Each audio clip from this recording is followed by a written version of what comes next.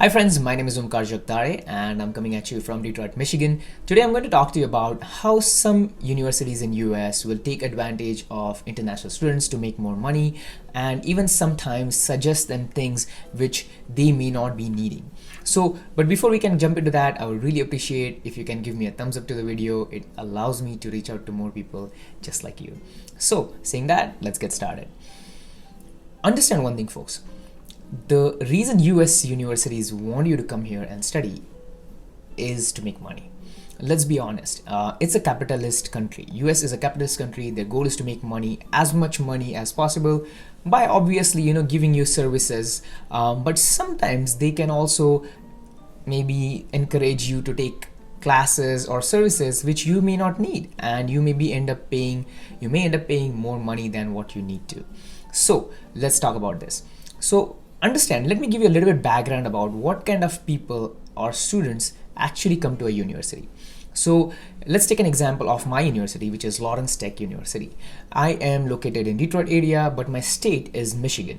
So there are three kinds of people who come to the university. First is in-state students, then out-of-state students, and then international students.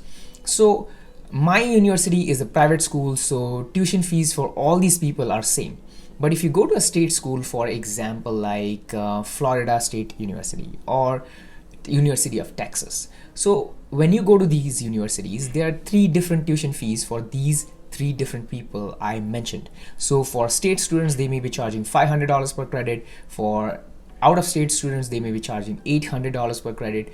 International people will always pay more money than anyone else. They usually pay about $1,000 to $1,500 per credit, depending upon which university you go to.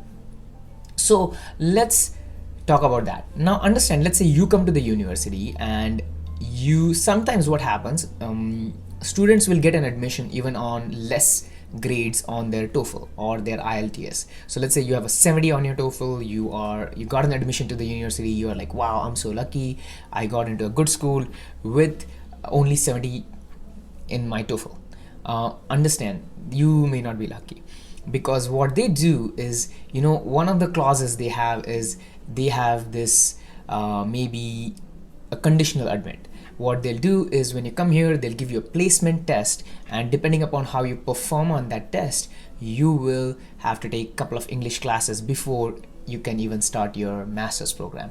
So this is how they play the game. Now if you have good grades in your TOEFL, you have 80, 85, IELTS, I'm not sure, maybe 8, 7.5 to 8, you may not have to do these, because you have proven that you have enough capability to study in English. But if you have low grades, they play this game. Now understand one thing, folks. I see the point. I see that that in some schools it may be valid that you might have to take these classes before you can start your masters, because sometimes students are really weak and they do need these English classes.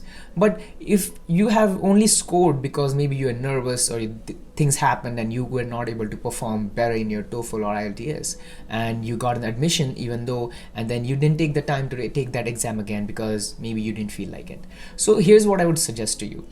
Make sure you take these exams again if you are not scored enough, because or talk to the university, talk to them, email to them that saying that, hey, when I come there, do I have to take any English classes, or I'm all set to start my master's program right away. So if you can find these answers to these questions, you should be able to save that money. You won't have to spend that extra $6,000. Two classes, they'll give you two classes to take, which is $6,000. One class is about 3 credits, which is about $3,000 of money, and it will also take you one whole semester to finish to complete these 2 English classes. So I would suggest maybe the best thing is to find out what your situation is going to be once you come here. And another way I have found out that universities will make money is if you have a lot of backlogs coming from India or whichever country you are from. But let's say, for example, if you have failed in a couple of classes in your undergrad, then what they'll do is, if these are like really important classes or core classes, when they come here, they'll ask you to take 2 undergrad classes before you can start your masters. So that really hurts you, because then you'll have to take 2 more classes, and basically maybe even 1 year of your studying, you're not even started your master's program. So understand, so make sure whichever university you're going to, you kind of know all these things, understand, and talk to the university. Understand, most times people just are afraid of talking to universities, asking this question, clarifying your doubts. Doing these will help you and save you a lot of money, folks. Okay, and I think that's pretty much what I had. And if you have any questions, please write it in the comments section. I usually try to answer all of them. If you have any questions personal, you want to talk to me personally, you have a personal question, I would love to answer that question as well. You can connect to me on Instagram at Omkar A Jagdare, and I would love to answer your questions there. I had a great time talking to you. I'll see you in the next video. Bye.